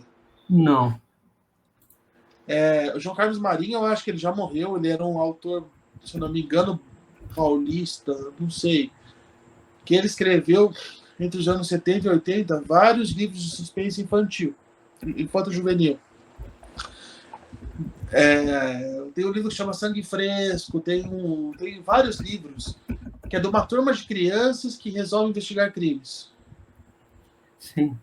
Então, eu sei que nos anos 70 e 80 isso aí fez um puta sucesso, acabou tendo adaptação para É o gênio TV. do crime? Oi? É o gênio do crime? Isso, Eu li, é das figurinhas. isso. Eu É, li, eu, eu li. eu acho que o Gênero do Crime é o primeiro livro da série, se eu não me engano. Que o gordo é o principal, né? O menino que é o principal lá. Mas é o primeiro é o Gênero do Crime, se eu não me engano. Né? Tem Sangue Fresco, tem Diário de Berenice, enfim. Essa série é outra que eu li bastante. E eu acho que eu li quando eu li, no final dos anos 90, já eram livros que, assim, não eram novos, já tipo, tinha uns 10, 20 anos já. Mas eu li na idade certa. É uns livros para crianças de 12 anos, 13 anos, assim. Eu lembro dele. É. E daí, Mas, cara, eu continuei lendo, assim. Daí, uma das coisas que eu gosto muito de literatura sobre as áreas que eu gosto, sobre cinema, sobre TV, mas isso é uma coisa que no Brasil não é tão forte. A gente não tem uma produção, por exemplo, você vai ver, sei lá, o principal nome da TV, o Silvio Santos. Você vai ver, tem 2, 3 livros sobre ele.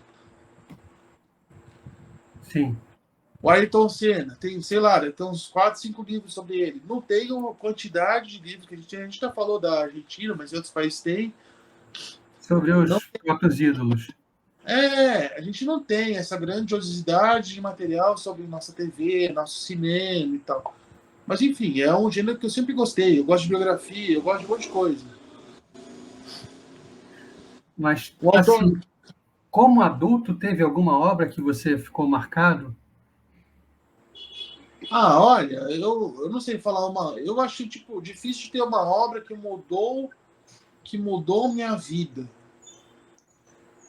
Para mim sempre foi tipo, não sei, para mim literatura sempre foi uma coisa tão corriqueira, tão normal do dia a dia, que é como assistir filme, tipo assim, entra um, sai outro, assim, sabe? Sei. Não tô dizendo que é um negócio descartável, mas tô dizendo assim, eu acho que eu nunca tive um negócio que, isso aqui me iluminou, isso aqui mudou minha vida, eu vou ser outra pessoa a partir daí. Não. Talvez citar as obras do professor Olavo no sentido de despertar em sentido político, sentido cultural, talvez sim.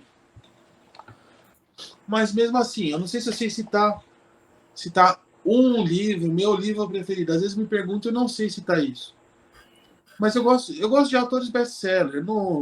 Eu não tenho nenhum preconceito com isso, não. Por exemplo, eu gosto bastante do John Grisham, que é um autor que Eu- escreveu muitos livros relativos a casos judiciais, Sim, sim, sim. que viraram filme até, tipo A Testemunha, O Cliente, Tempo de Eu Matar. sei, tô ligado. É, então assim, eu já li muita coisa do John Grisham. Agora faz tempo que eu não vejo nada dele, mas assim, quando eu era mais novo, eu lia bastante. Um outro cara que eu gosto bastante, apesar dele como pessoa ser um cara péssimo, pelo que eu vejo no Twitter, é o Stephen King. Sim, sim, sim. Eu já vi os filmes, eu gosto. Não, e eu li, eu gosto, tem muitos filmes bons, tem muitos filmes ruins também, mas assim, a produção de, cara, eu não sei, talvez chegue a 100, talvez já chegue a 100 livros dele, assim, sabe? Tipo, Mas a ele, produção literária dele é boa, isso está falando. eu tô dizendo assim, que ele lança em muito volume, ele lança, tipo assim, às vezes 3 ou 4 livros por ano, sendo que ele tem uma carreira de 40 anos já. Então Sim, tem muita coisa boa, tem muita coisa ruim, tem muita coisa que eu nunca li, mas assim, tem muita coisa legal também. O gênero normalmente é terror, suspense, tem que ver para quem gosta disso, né? sim, sim, sim, ele é bem nichado. É, mas assim, pô, você vai ver, tipo, ó, filmes que derivaram dele, sei lá, It, Um Sonho de Liberdade, Tempo de Batalha do Outro, Sob a Redoma, pô, tô esquecendo aqui, mas tem muita coisa de aqui, Iluminado, muitos clássicos do terror são derivados dele. Conta Sim, Comigo, enfim, o Stephen King tem muita produção literária, tem bastante coisa que tem. eu gosto. Eu gosto Você, de bibliografia também, mas hoje em dia eu não leio mais tanto quanto eu deveria, quanto eu poderia, por causa de tempo mesmo. entendi. Você, no mundo de hoje, a gente está no mundo de tablet, celular, sabe, tecnologias, videogame, você deve ter videogame aí, ou jogos de computador. E um Sim, livro, qualquer livro que você pegar, eu vou pegar a Bíblia aqui, mas qualquer livro que você pega, é isso aqui, né? Letra, letra, letra, letra. Alguns têm até algumas gravuras, mas é só isso. Como é que você traz uma criança para cá com essa concorrência pesada dessa tecnologia? uma boa pergunta. Isso é um desafio que, sinceramente, eu não sei. Eu não tenho filhos, eu pretendo ter. E Pretende? pretendo. E Uhum, pretendo que eles tenham o mesmo tipo de formação que eu tive. Talvez existe uma tendência entre mais pais conservadores, que é criar a criança nos primeiros anos sem telas. uhum, O que seria criar a criança sem tela? Tipo, não dar o celular na mão da criança quando ela é pequena. Não dar um tablet, não deixar. Mas mesmo assim, quem opta por isso tem desafio, porque assim, às vezes a criança é criada assim, mas vai na escola, todo mundo usa. Então eu não sei, assim, mas eu acho que, tipo, a primeira coisa ter um incentivo dentro de casa. Só que é complicado também incentivo dentro de casa se os pais não gostam, né?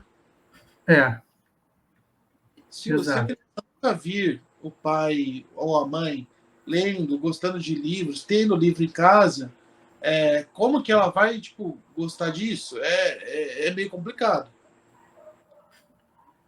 Mas eu acho que Sim. assim, se você. Eu acho que a única saída é acostumar a criança desde pequeno.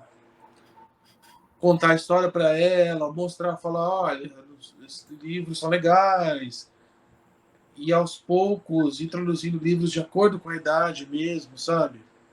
Uhum. Mas é um desafio que eu não sei se existe uma fórmula pronta para isso. Eu acho que não, eu acho que não deve existir uma resposta pronta. Ah, fazer assim vai dar certo. Entendi. Você, deixa-me ver, tem outra. Tem algum personagem de livros assim que você admira, cuja virtude você gostaria de ter igual, características, alguma coisa assim que te marcou? Não, eu não sei te falar isso. Ah, eu saberia falar de quadrinhos, talvez. Uhum. Talvez um Superman, por exemplo. O Superman seria o principal símbolo, né? Mas assim, Pelo aspecto altruísta, você fala dele? não só também, mas pelos valores clássicos, os valores de retidão de caráter, os valores de coragem, que são mais ou menos tipo os valores americanos clássicos também, né? Que seria que hoje em dia está tudo deturpado. Às vezes as pessoas me enchem o saco no Twitter brincando assim, porque eu gosto bastante do Superman. E Uhum. eu falo sempre, e as pessoas me vêm e falam, mas eu acho chato, mas é um personagem ultrapassado, não sei o quê. Eu discordo, eu acho que valores assim nunca serão ultrapassados, nunca serão. Mas, claro, a sociedade tenta fazer com que isso seja ultrapassado. Sim, sim, sim. Mas retidão de caráter, tentar fazer. Claro que todo mundo peca, todos nós somos pecadores, temos defeitos e tal. Mas assim, se esforçar para fazer sempre o certo, tentar fazer as coisas corretas, eu acho que não é nem virtude, eu acho que na verdade deveria ser obrigação de todo mundo. Exato. E, por fim, a literatura, assim, ela não dá um ganho imediato, né? Você não, eu falo todo episódio, você não ganha alguma coisa virando cada página, mas ela pode te dar na sua vida prática algum benefício, alguma coisa. Você sente que teve algum benefício, assim, que escapou de alguma situação ruim, alguma coisa, por você ler, pela atividade da literatura literária?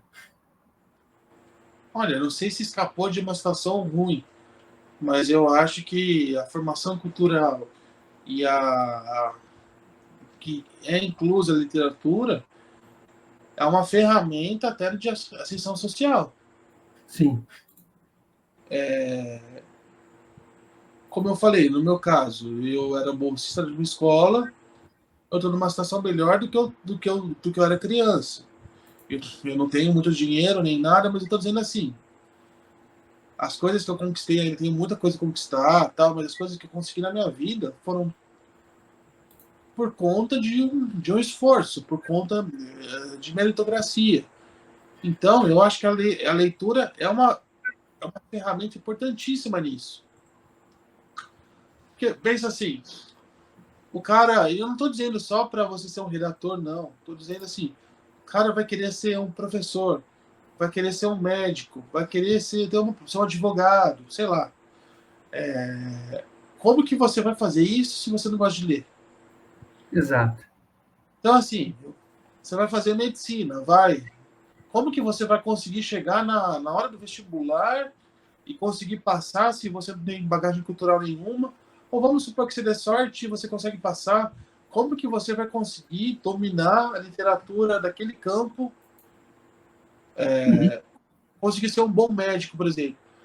E não é só médico, não. Eu acho que qualquer área, a não ser que você tenha muita sorte, a não ser que você seja um cara muito fora do padrão, para você, para você conseguir fazer as coisas direito, eu acho que a bagagem cultural é importante. Sim. E não é questão de. E quando eu falo em ascensão social, não é questão só de dinheiro, não. Não é dinheiro a coisa mais importante da vida, não. Estou falando assim, para você conseguir também ter noção do mundo que vive, para você conseguir conversar com as pessoas, conseguir não ser enganado, conseguir não ser. Conseguir falar, pô, eu compreender o cenário que você está inserido, compreender as coisas que acontecem a você, ver uma Sim, coisa e falar, sim, sim. olha, isso aí isso aí é uma coisa ruim, ou isso aí que pode ser bom, é uma coisa legal, ou essa pessoa está tentando me enganar, ou esse tipo de discurso que a pessoa está fazendo, eu já vi em outro lugar, sabe? Sei. Eu acho que, claro que não é só leitura, essas coisas também são conquistadas por vivência. Muitas vezes a pessoa não teve nenhum tempo de estudar, de ler, mas saiu para trabalhar cedo, tem uma vida esforçada, uma vida cheia de coisa que tem. Muitas vezes a pessoa tem uma sabedoria muito mais da gente que ficou lendo. Mas Exato. aqui é o papo sobre leitura, né? Então, assim, eu acho que é uma ferramenta muito importante para você se inserir no mundo, para você saber seu lugar, para você conseguir conquistar coisas na vida. E eu acho que não pode ser negligenciada, mesmo que as pessoas estejam negligenciando, mesmo que cada vez mais tenham Google, TikTok, inteligência artificial, ferramentas para você não precisar de leitura, sabe? Eu acho que Sei. eu não quero ser um cara que não tem a capacidade de entender nada, que vai perguntar tudo pro Google para ele dar a Tá. resposta pronta. É verdade. Eu também não. Então, assim, pô, eu brinco às vezes com a minha mulher que eu até sou chato assistindo as coisas, porque às vezes eu tô assistindo um filme e cita um termo que eu não sei. O que eu vou Uhum. fazer? Eu paro e eu pesquiso no celular para aprender. Assim, vou assistir um filme sobre que tenha julgamento. Às vezes cita um termo jurídico. Antigamente não dava. Antigamente você poderia, no máximo, escrever numa folha de papel e ter que ir na biblioteca outro dia consultar a enciclopédia. Hoje não. Hoje, se você vê qualquer coisa que você não entende, você não tem mais desculpa para Para continuar não ignorando. saber. Exato. Não que a gente vai saber tudo, óbvio que não, mas assim, eu tô dizendo assim, Algumas coisas não têm desculpa, não tem perdão. por exemplo, citou um termo jurídico ali num filme que vai ser determinante para o filme. Se você não entender, você vai perder algum contexto. Pô, Sim, você para, tipo, você olha um minutinho no Google, você vai lá e dá um resumo ali. Pelo menos você sabe do que se trata. Você não vai saber a fundo, mas você não vai continuar na ignorância que você estava. exato. Então, assim, eu acho que. E outra, a gente falou tanto de acesso e tal, mas às vezes a Sim, pessoa pode estar pensando: ah, eu não tenho uma biblioteca na minha cidade e o livro é caro, eu ganho um pouco e eu não consigo comprar livro. Normal, acontece mesmo, eu já passei muito por isso também. Na internet, se você quiser ler, você consegue ler as coisas, sabe? tem meios, tem meios. Tem um navio pirata. É, é. Eu não queria, tava querendo explicitar, mas é isso. Se você quiser ler, você vai conseguir ler. Sim, tem vários meios, tem várias fontes alternativas de livro pela internet. Bom, hoje em dia tem até na própria Amazon, tem um serviço que você paga, acho que R$19,90 por mês e você tem acesso a Ao Kindle milhares. Unlimited.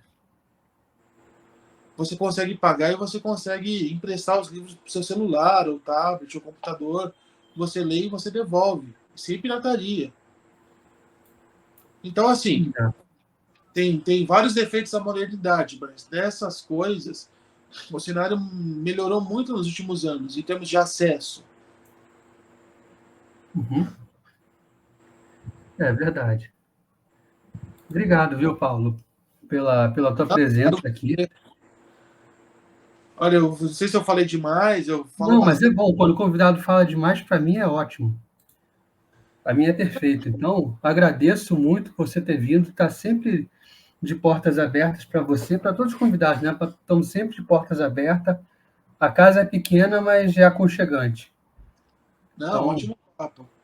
obrigado Obrigado, mesmo por ter vindo, por tudo obrigado aí, pela pelo força. espaço aí e fique à vontade. Quando quiser, a gente está de volta.